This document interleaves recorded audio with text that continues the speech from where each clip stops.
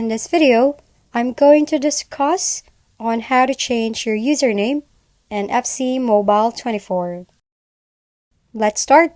A good username is very important, especially for us gamers. There are times that we want to change our username to have a better one. But currently, for the version of FC Mobile 24, there are no way to change your username once you've created your account. But if you want to use a new username, you'll have to create a new EA Sports FC mobile account.